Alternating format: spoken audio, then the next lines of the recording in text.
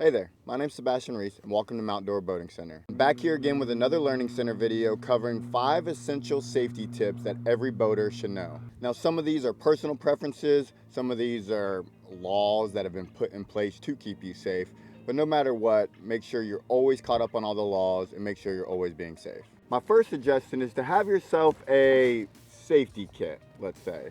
While you should probably have a first aid kit anyways, I always like to keep a first aid kit on board, small, compact, doesn't take up a lot of room. And inside the first aid kit, I'm gonna add a couple extra things that fit in there great and can save you a lot of hardship out on the water. First thing, a little bit of rolled up wire. This is only like 2 feet worth, very thin, very small. If you're a fisherman, shark fisherman, saltwater guy, you might have some anyways on the boat. But the reason I keep this on the boat is because sometimes if you run into a little debris or a sandy area, there's a chance that where your water pees out of the boat, it's called the telltale, and that hole can sometimes get clogged and water will either barely trickle out or not come out at all, while there may be other issues leading inside the motor into the impeller. Typically, you can just take this wire and you're just gonna run that wire gently up until it stops. And sometimes you can just run it up a couple times, and if water starts coming back out, you're great. There's just a couple small specks of sand stuck up inside. The second thing I'm gonna have in there is a prop pin or cotter pin. And I have 2 different sizes here because depending on the size of your boat, could be either one. There's multiple sizes, this is just 2. This here is 2 different sizes. It could be anywhere in between or above one of these or below one of these. These are what hold your prop basically onto the motor. That's a shortcoming, but that is the truth. You'll put this through, you bend it back, and if it shears, your prop will not stay on. So just literally having this little cheap, inexpensive piece of metal on your boat, put 2 or 3 of them on there, why not, in case someone else you see on the water's breakdowns. But in a time where your prop can easily break and slip off, having this on there can save your day out on the water. Another thing you should have is a small set of tools, basic tools. I go with vice grips, pliers, needle nose, regular pliers, couple wrenches, and maybe a multi-tool of some sort. Go over your boat and see what is needed on your boat. For instance, I'm on one of our tri-tunes and I see multiple Phillips heads that work on the dash that I might need a Phillips head. There's situations where I could use some needle nose pliers. To put on and take off those cotter pins I just showed you, a pair of needle nose pliers is very effective. Honestly, most of my life I've gotten away with like needle nose pliers on a boat that help tremendously, but a small set of tools to keep you safe on the water. The next thing, it's cheap and simple. Keep some ponchos on the boat. You could put 10 of them on a boat and keep everyone dry in case of an emergency, or if you break down and you're getting rained on, you can't get the dry space, at least you have a poncho to cover up and maybe cover up some essential items that you can't keep dry. And the last thing I would keep in this safety kit is some fresh water. If you break down on the boat and you just got a bunch of beer and your soda for your kids and juice boxes and snacks, that's fine. But if something happens to your boat, especially in this Florida heat, there's a chance you might be stranded out there for a while before you get some help. Always have some fresh water on the boat. It also helps to clean off wounds if you get cut or scraped. The next safety tip I have is study up on your navigation rules. Figure out what kind of body of water you're going on, figure out if there's channel markers, figure out where the idle zone is, figure out where the no wake zone is, and know the difference between an idle and no wake zone, and then when you're allowed to go the speed limit. On intercoastal waters, there's also a lot of 25 mile per hour, 15 mile per hour speed limit signs. If you don't have a speed gauge on your boat, figure out how fast your boat is so you don't get pulled over and don't get a ticket or endanger someone else in those waterways. On the topic of intercoastal waterways, especially learn the red and green channel markers. Please know where you need to be, know where you're gonna go.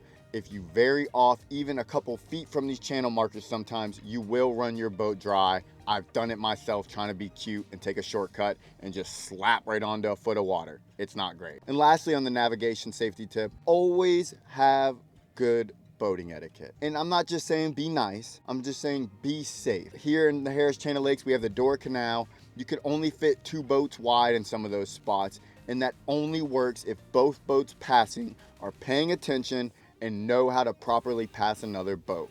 I cannot tell you how every time I go through that canal when it's busy, there's some wahoo in there gunning it, going too slow, going too fast, going too far left, going too far right. Just be slow and be patient. Patience will be your biggest help when trying to pass people in tight waterways. If both of you are going slow, there won't be any damage or any harm to anybody when passing each other. Please don't be a Safety tip number 3, always prepare everyone on the boat for an emergency. Now, this doesn't have to be hours of strenuous training, just a brief overview of everyone on the boat in case something were to happen to the boat operator and or captain. Now, you can go as in depth with this as you want, but really make sure everyone on the boat knows what kind of water you're on, whether it's a freshwater or saltwater. If you're on freshwater, what lake are you on? What boat ramp did you put in at, if you put in at a boat ramp? On saltwater, same thing. Figure out what boat ramp you put on, what river you're near, what intercoastal waterway, what inlet. All that information is helpful in case something happens to the captain and someone on the boat has to make an emergency phone call. You can then help the emergency services identify your exact location with just this simple information. As well, everyone on the boat should know what kind of boat you're on. It doesn't have to be in depth to the model number, but if you can say, hey, I'm on a 25-foot sheer water T-top boat with a 150 Yamaha on the back, that can be the difference in a life-saving situation. So as an example for all this, let's say the captain goes down, he's sick, he has a heart attack, whatever happens, he's with his wife and kids. His wife should at least have the ability to know who to call if she has phone service. If no cell phone service, hopefully you have a radio and know where you're at and that you won't have cell phone service.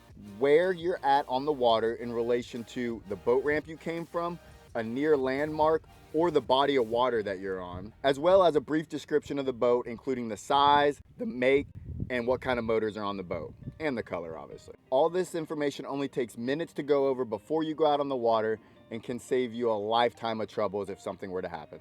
Safety tip number 4, watch the weather closely. I can't tell you how many people call up to the marina and ask the question, hey, is the weather good enough to go boating today? The reason that's a loaded question is because my boating weather is different than your boating weather. For the most part, people want a nice, calm, not so hot day. It's relaxing, it's beautiful, you just want to hang out, cruise around on your boat. But see, when you ask someone like me that question, I grew up a dirty, old, salty sea dog here in Florida. I don't care what the weather is like. I don't care if it's choppy, rainy, cold, whatever. As long as I'm out on the water in a boat fishing, my life could be on the line and I will be out on that boat. So I'm not a great reference to ask, is the weather good enough to go out on the water? That being said, there's multiple avenues to figure out exactly what you need to know before you go out on the boat. First of all, figure out what kind of weather you're willing to put up with while going out on the boat. If there's a slight chance of rain and you don't want to get one drop of water on you, don't go out on the water. But if you don't mind risking, a couple hours of fun for maybe the typical Florida 15 to 30 minute rain shower where you can kind of hide out, or maybe you're going somewhere to eat so you can hide out in the little restaurant and bar while it rains and then come back out on the water, then that's your boating weather. Just make sure you know what your boating weather is. Look at multiple avenues of weather reports, whether it be Bay News 9, weather.com, the underground weather app. Everyone's got their own little niche weather app that says it's better than the other. Whatever, use them all for all I care.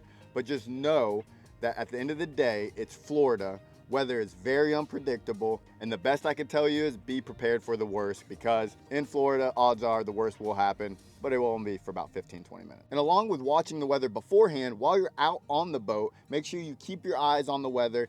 Here you can tell it's cloudy, overcast, but to be honest, I've been out here like 20 minutes and I've felt safe the whole time. It doesn't look like any water's gonna drop. Yeah, it's cloudy, it's breezy, but overall it's fine right now. But I can tell at some point today it's gonna rain, so I should be prepared accordingly. What comes with that too is how far are you from the boat ramp where your trailer and truck is, or maybe you're at a dock. If you're an hour away and the rain looks like it's 20 minutes away, you should have left 45 minutes ago. You know what I mean? It could be fine, hey, it might not rain for another hour or two, but at least make sure you're in a reasonable distance to not only get your boat there safely, but then you have to load the boat up. If you got family and stuff to unload, they gotta get in the car, everyone's wet, it's a whole thing. Just prepare accordingly and know what your boating weather is. And outside of me sticking my head out the window to tell you what it looks like here on the lake, don't call asking what the weather is. You can do your own research. And my last safety tip is, even if you aren't legally required to have a boater safety course, you were born before January 1st, 1988, you're grandfathered in, you're hot shit, you know what you're doing, you can go out on the boat, I can drive a boat, it's simple. I would highly suggest taking the boater safety course.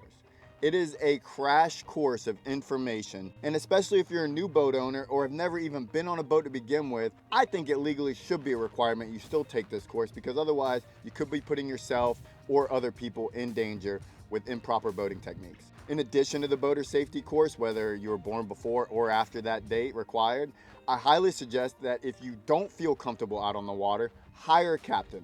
There's multiple services here in Florida where a captain will come to you and help you drive your boat, or you can go to them and help just learn drive any boat. It also depends on the captain and their ability to teach you. But I think no matter what, if you are struggling and you don't want to risk real world experience getting out there and maybe damaging your boat yourself, hire a captain, get a friend, go on Facebook, whatever you got to do.